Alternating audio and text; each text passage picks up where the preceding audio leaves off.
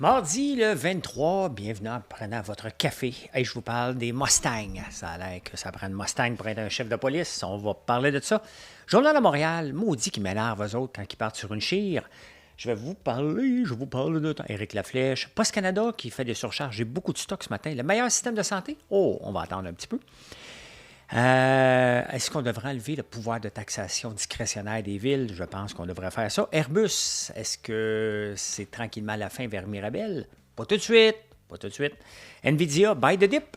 Ben pourquoi pas. Et Caitlin Clark vient de signer un beau deal. Ben oui. Ben oui, quoi.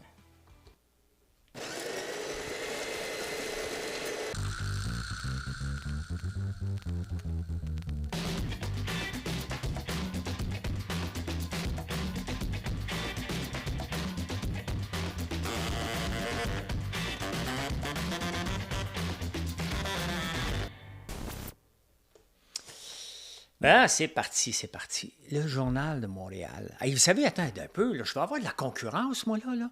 Mais moi, je suis disponible à partir de 4 heures du matin parce que Paul Arcand va venir faire son petit résumé hebdo à 6 heures du matin. J'avais pas prévu ça dans mon plan d'affaires. Hein? Vous voyez pourquoi faire, faut pas jamais faire de plan d'affaires. Hein? Ben, vous pouvez déjà l'écouter de toute façon. Fait que voilà. Journal de Montréal, là, sont à la guerre contre l'anglais. Là, ils essaient de trouver partout des bébêtes. Il m'énerve, ce journal-là, quand ils partent sur une chire. Il m'énerve tellement que des fois, ça me tente presque plus de le lire. Un peu comme j'ai fait avec Éric Duhem. Je ne sais plus ce qui se passe avec Éric Duhem depuis 2 mois. J'ai la paix. Prochaine étape, Valérie Plante. Ça, c'est ma santé mentale qui en dépend bientôt. Il faut en prendre soin de notre santé mentale. J'ai écouté Sophie Grégoire parlant de santé mentale, là, tout le monde en parle. Ça a l'air que je ne suis pas tout seul à avoir rien compris. Hein? Y a des gens comme ça qui sont spécialistes, ils mettent des mots ensemble. Tu sais, je le dis souvent parce que ça me fait rire. Tu sais, moi, j'essaie de faire des phrases que vous comprenez. OK? Mal à la tête, bon, vous comprenez, mais je pourrais vous dire, vous savez, le stress, hein? L'inflammation, la tête qui bourdonne, ces mots qui reviennent sans trop expliquer.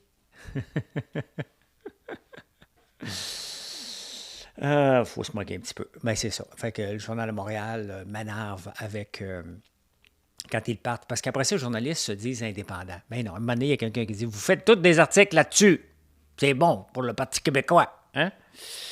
Éric Laflèche qui se présente, qui démissionne de son poste de whip et qui va se présenter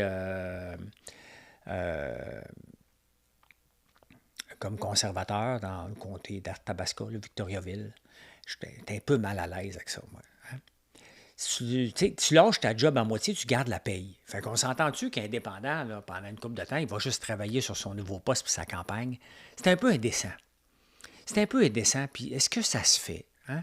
Est-ce que ça se fait? Je veux bien croire que tu veux aller vers le Parti conservateur, tu as le droit. On ne peut pas empêcher les gens de changer de job, même comme député. Mais tu sais, moi, admettons qu'un de mes employés me dit oh là, François, je sais pas pourquoi je pense à toi. Là, François, bon, c'est simple, là. Je vais, je vais démissionner. Mais je vais rester au bureau. Oui, c'est parce que tu vois-tu, dans 1 an et demi, on va avoir un autre job. J'espère avoir un autre job. Fait que je ne veux pas trop travailler d'ici ce temps-là. Là. Ouais, je ne veux pas trop travailler. Mais je vais garder la paix. C'est ça. C'est ça qui est indécent. C'est ça qui est... Qui démissionne, il a le droit. On ne peut pas empêcher ça, là, même si c'est... Mais c'est comme ça. Hein? Est-ce que c'est respectueux du système politique et des gens qui ont voté pour lui? Non. Hein? Non, c'est un opportuniste, il faut le dire maintenant. Dernièrement, il y a beaucoup, hier, je vous ai parlé des îles Canaries, on a parlé des îles de la Madeleine qui veulent plus de touristes. Ils en ont assez. Ils disent, oh, nous autres, on en a assez, on n'en veut pas plus. Puis si vous venez plus, on va vous charger. On pensait qu'on va faire de l'argent avec une taxe. Hein? Venise est comme ça aussi pour les taxes d'un jour. Colombie, c'est le contraire. Colombie qui exporte 35 milliards par année de pétrole. Et bon, ils exportent certainement d'autres choses, hein, parce que j'ai écouté une coupe de cartel, moi, là. Mais ils ont exporté aussi Victor. Non, Victor est du Chilien ou Colombien? Colombien, je pense, Chilien. Oh, il faudrait que je lui demande. Victor Enriquez, le débatteur qui est avec moi. Là, il y a eux autres qui ont dit, écoute bien, là, nous, le pétrole, on n'en veut plus. Hein? On veut se départir. Il faudrait qu'ils arrêtent d'en acheter. Mais mettons, ils veulent s'en départir. Puis ils disent, nous autres, là, vous allez en Afrique aller voir des guépards puis des lions. On a des guépards ici. Hein?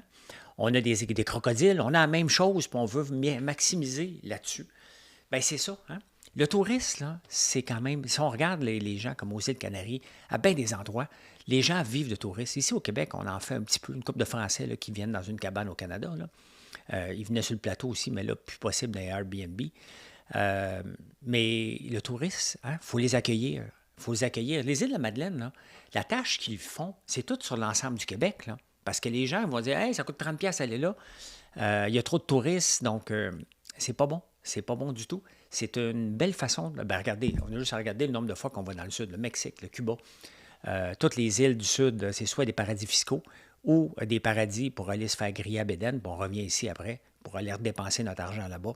On aurait toujours dû avoir, d'ailleurs, on aurait dû acheter Turk and Caicos puis l'île de Latera qu'on regardait en 1984 quand même. Hein? Fait que oui, le Colombie veut notre cash. Fait qu'on va aller là. On va aller là. Hein? Poste Canada. Ah, ils sont spectaculaires. Moi, je les utilise jamais parce que je suis trop pauvre. Trop pauvre pour envoyer des colis avec Poste Canada. Et surtout, c'est une bande de zozo un peu parce qu'ils font le colis express, pas express, puis un petit peu plus cher. Je vais vous donner un grand secret. Payez pas pour ça, ça arrive tout en même temps. Hein? Nous autres, avec Dicom, avec GLS, avec Pure Letter, il n'y a pas de ça. Hein? Le colis est prêt, il est livré le lendemain. Hein? Il passe jusqu'à 4h30 le soir. Puis on les livre le lendemain, à moins qu'il manque un produit. Je n'utilise jamais Post Canada. On a des surcharges de gaz aussi à l'occasion, mais je ne vous les refile pas. Post Canada, eux autres, vous les refilent direct. Moi, je les absorbe. C'est ça que je te dis. Je suis en business pour faire de la business, pas pour vous écœurer avec des frais. Donc, je les absorbe, ces frais-là. Ça fait partie, malheureusement, de l'inflation que je ne peux pas remonter dans mes prix. Je les absorbe. Vous n'entendez jamais parler de surcharge de gaz avec moi. Là. Jamais. On en a tout le temps. On en a là, dès qu'il y a une augmentation de coûts, mais je me dis, bon, si je l'augmente, j'aurai plus de vente. Donc, c'est ça, être en affaires, en commerce en ligne. On veut développer le commerce en ligne, mais on se fait avoir. Et Post Canada, qui devrait être un précurseur là-dedans, et il est pire.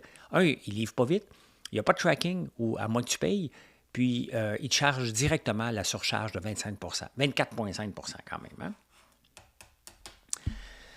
Bien, c'est ça. Hein? Si vous avez un commerce en ligne, vous utilisez Post Canada, venez me parler. Moi, vous le dire quoi faire. Hein? Parce que vous êtes riche en maudit. Vous allez pouvoir être encore plus riche si vous utilisez d'autres services que Post Canada. Entre autres, des brokers. C'est ce qu'on utilise depuis le début.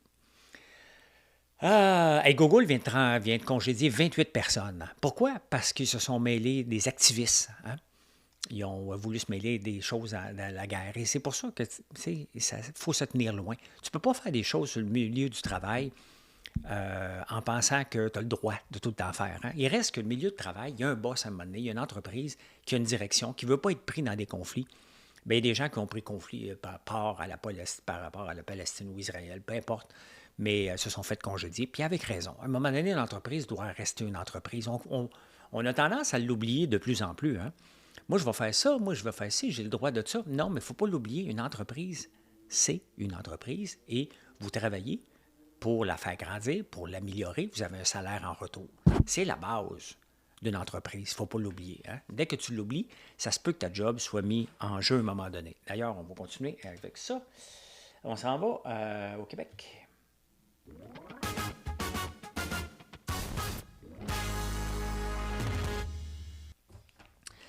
Au Québec, écoute, il faut reparler encore des Mustang Mach-E de la service de police. Il en a acheté 25. Hein? 24 pour les policiers à 76 000. Puis, il en a acheté une de 100 000 pour le chef. Puis, étant donné que c'est lui le chef, puis il habite loin, il faut qu'il atteste. Il faut qu'il teste l'auto. Je suis assez écœuré, même si je n'habite pas à Laval, là, je suis assez écœuré de voir nos élus et nos gens prendre notre argent et la dépenser comme si ça leur appartenait. Même pas. Si ça leur appartiendrait, ils ne le feraient même pas.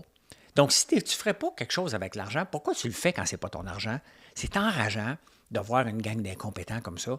C'est enrageant. D'ailleurs, est-ce qu'on devrait enlever le pouvoir discrétionnaire de taxation des villes? On leur a donné un peu de pouvoir, hein? Une petite affaire de pouvoir. Ils ont pu augmenter les taxes des autos jusqu'à 59$ jusqu'à Saint-Jérôme pour le transport en commun. Et là, ils se mettent à bouder. Stéphane Boyer de Laval, lui, il n'est pas d'accord, mais la mairesse de Montréal, elle va dire un mot vulgaire, là. Mais elle est contente. On va chercher une nouvelle taxe, on va monter ça à 228. On va les écœurer, les autos. Hein? Mais il reste de Longueuil. Ah, c'est une bonne idée, on va changer l'argent. Parle comme Louise Casino. Ils sont pas compétents. Le problème, là, c'est que les maires, là, ils n'ont pas de compétences. Qui est en charge des finances de la ville? C'est Dominique Olivier, une maudite dépenseuse. Qui est en charge des finances de la ville de Laval? Je ne sais pas. De Longueuil, je ne sais pas. Il est où le CFO qu'on retrouve dans une entreprise qui est la personne la plus importante? Hein? Éric Girard, on le connaît. On connaît Christophe Freeland. Au fédéral, sont où les gens qui vont gérer le budget? Le problème, c'est qu'on met des élus incompétents, puis on leur dit maintenant, tu vas gérer des milliards. Pensez-vous que ça va être géré de façon optimale? Ben non. Ben non. Quand Dominique Olivier dépense l'argent des autres comme si c'était la sienne, puis après ça, elle s'excuse. Hein? Olivier avec 2 L. Je me suis déjà trompé une couple de fois. Ben c'est ça. Les villes, il ne faut pas leur donner du pouvoir, ils ne le savent pas. Kevin O'Leary, le gars de Shark Tank, avait déjà dit « J'aime bien mieux garder mon argent pour moi qu'avoir des taxes, parce que nous autres, on le sait comment l'investir, puis on va faire des bébés, tandis que les gouvernements vont le gaspiller. » Bien, ça part avec les villes, et c'est choquant. Sincèrement, si on... Tu sais, à un moment donné, là, le ministre des Affaires municipales sert à quoi? Hein? De mettre de l'ordre dans la garderie. Pour dire « Hey, t'as assez, là! C'est assez! Arrête de niaiser, c'est pas permis. Tu veux faire ça, moi, te l'enlever. » Tu l'enlever. Non, mais je vais te l'enlever, moi, te l'enlever. Bon, écoutez, hein, ça fait combien de temps que la CAQ est au pouvoir? 6 ans? Christian Dubé est là, fait une réforme. Il y avait Barrette qui en avait fait une avant, puis un autre avant, puis un autre avant. Là, Christian Dubé dit « Ouais, là, ça ne sera pas avant 2025. » Il y a de la flexibilité dans le système de santé, ça n'a pas de bon sens. 2025. 2025. Pensez-vous que ça va rouler sur des roulettes? On a scrappé notre système de santé. On l'a scrappé, notre système de santé. Pas avant 2025 pour voir une amélioration. C'est déjà le bordel. Qu'est-ce qui se passe? Ils ne sont pas capables. La machine est trop grosse. Y a-tu trop de monde? Trop de monde dans les bureaux? Pas assez de monde sur le plancher? Pas avant 2025 de voir une amélioration. Fâchant. Ce qui risque d'arriver, cependant, à Amazon Laval, les employés veulent se syndiquer. C'est jamais bon signe avec une grosse entreprise comme ça. Hein? Il y en a d'autres endroits, mais ils ont le droit de fermer aussi. Les employés, moi, vous expliquer quelque chose. Une entreprise, c'est un travail d'équipe. Les employés, s'ils font bien leur travail, ils vont garder leur job. S'ils ne font pas bien leur travail, ils sont congédiés. La compagnie met des procédures en place pour livrer rapidement. Ça, c'est Amazon. Comme nous autres, on met des procédures en place pour livrer plus rapidement de la qualité. C'est comme ça. Hein? Les employés, mettons chez moi, qui ne travailleraient pas bien, bien, ils ne pourront pas rester. C'est comme ça. Hein? Ils ne pourront pas rester. S'ils font bien leur travail, la compagnie va prendre l'expansion parce qu'il n'y aura pas de plainte. Donc, ils font partie. Le fait qu'on les rémunère sont responsables de faire de la qualité. Et là, ce que j'ai lu d'Amazon Laval, ce que les gens se disent, les employés, c'est grâce à nous s'ils sont devenus riches Amazon. Ça, c'est pas vrai. Faut jamais, c'est un travail d'équipe. Mais il y a quelqu'un, à un moment donné, qui a pris un risque. Pendant 20 ans, il était dans son sous-sol à vendre quelque chose, à faire perdre de l'argent aux investisseurs, puis il disait, croyez-moi, on s'en va quelque part, ça va fonctionner, croyez-moi. À un moment donné, ça a fonctionné parce qu'il a mis des procédures en place. Amazon, c'est toujours le jour 1. Hein? Il a toujours l'impression qu'ils sont au jour 1 parce qu'ils traitent chaque commande de façon importante. Et là, à un moment donné, quand les employés pensent qu'ils sont plus grands que le système, si tu fais bien ta job, tu as ta job. Si tu as fait mal ta job, tu es congédié. C'est comme ça. C'est comme ça. Tu fais partie de l'équation pourquoi une entreprise a du succès. Mais c'est le rôle du patron aussi, de un moment donné, de dire bravo, hein, tu vas avoir une meilleure augmentation de salaire, tu travailles mieux que tes collègues. Et sinon, bien, tu vas être congédié si tu ne veux pas travailler. C'est pas vrai. C'est un travail d'équipe. OK?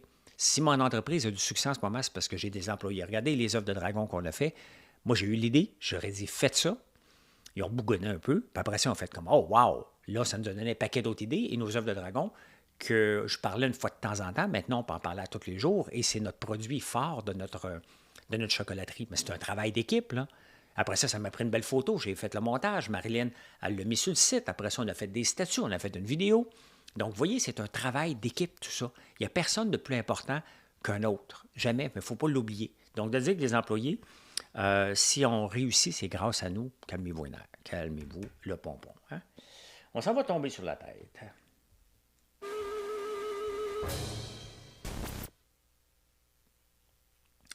Ben justement, s'en va au mérite. Je vous amène. Allez, viens, un nouveau jour va se lever. Faut pas que je me trompe ici. Je m'en viens comme ça. Je fais. Bon, je suis là. Bon, ben, en 1971, on est le. Non, 1966, 23 avril, ils n'aimaient pas leur professeur. Ils ont décidé de brûler le chalet. Ça arrive quand t'aimes pas ton prof. Hein? Quand t'aimes pas ton prof, mais ce que je voulais vous dire surtout, hein? Une fonction publique. Bon, nous l'avons réussi, la première convention avec le gouvernement. Par l'organisation syndicale, par la discussion libre, par les votes démocratiques, par la négociation. Pour vous, une fonction publique au service du public organisée en fonction des critères objectifs de compétence. Concours pour l'obtention des postes, le gouvernement doit prendre le meilleur candidat.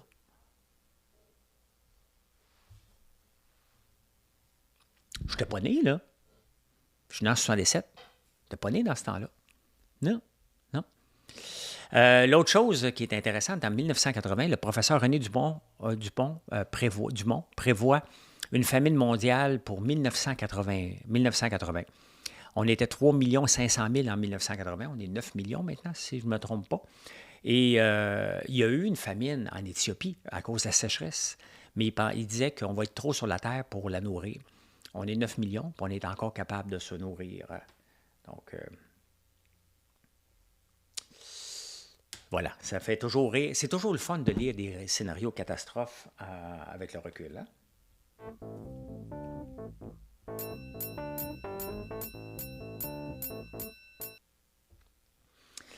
Toujours le fun, toujours le fun.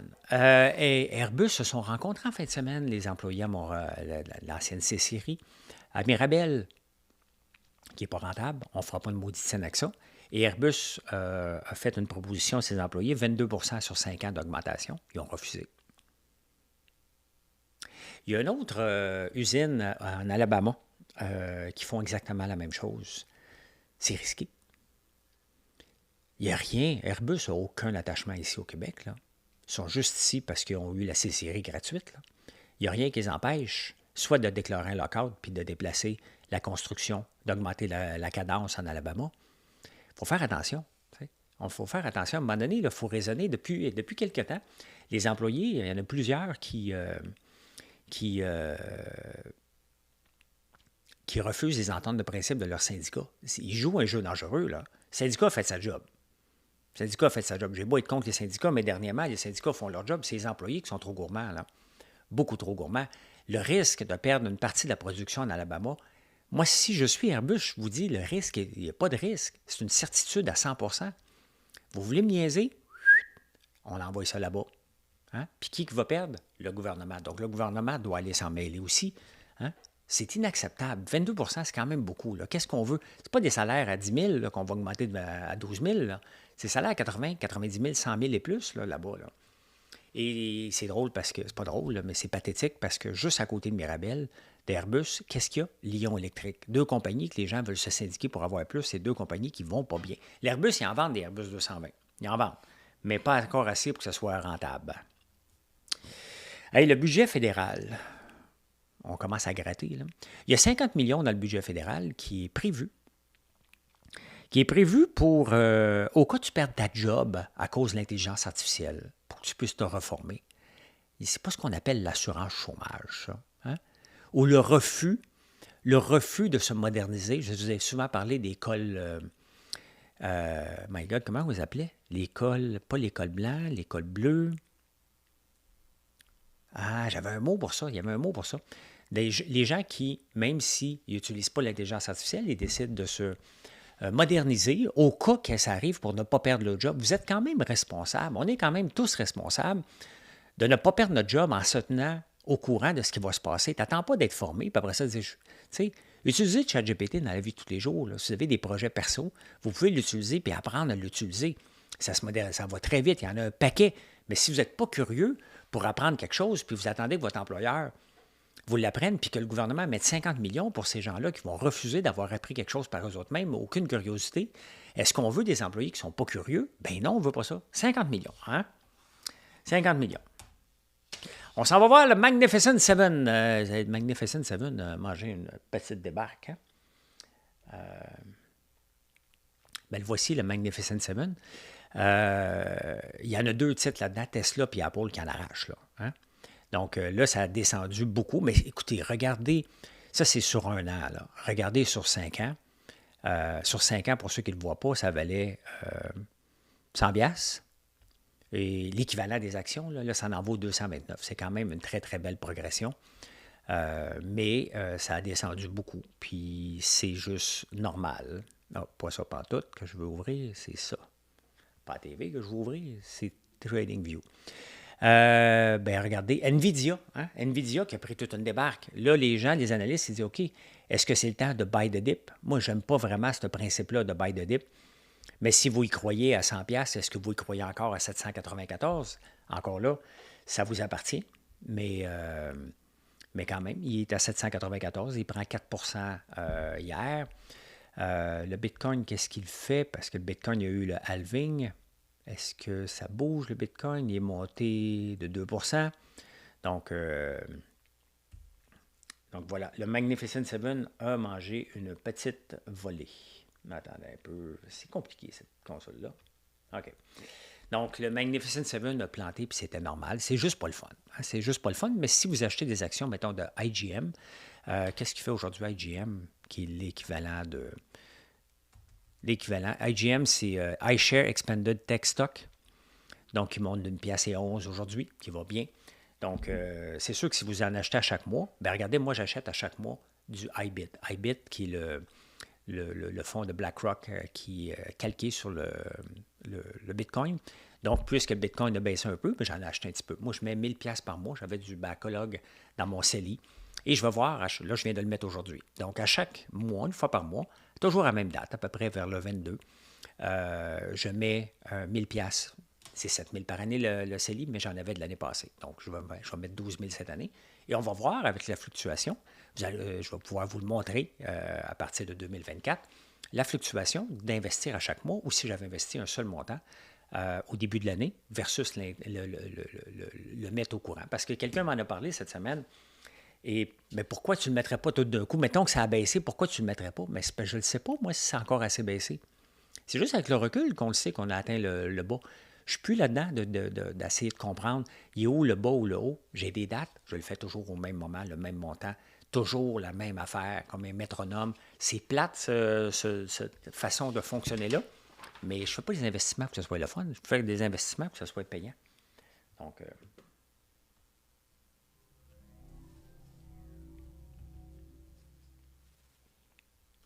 puis j'espère que vous faites la même chose si vous faites des investissements pour que ce soit payant, justement. Hein? Hey, Caitlin Clark, la super vedette du NBA, ben, vient de signer un contrat avec Nike.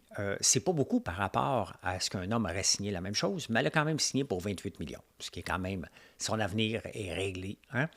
Est réglé. J'aimerais ça la voir dans la NBA. Il n'y a jamais personne qui m'a répondu. Est-ce qu'elle pourrait jouer dans la NBA ou est obligée de jouer dans la WNBA parce que c'est la meilleure avis de marquer des paniers de 3 points. Donc, ça serait le fun. Ça serait le fun de voir si c'est possible.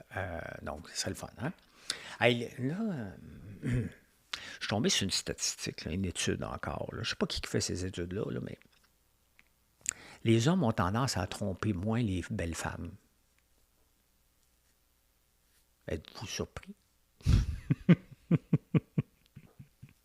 Ça ne veut pas dire que tu ne tromperas pas ta belle blonde qui est un mannequin. Là. Des fois, on entend des vedettes là, qui trompent leur femme, comme Gisèle, tu sais.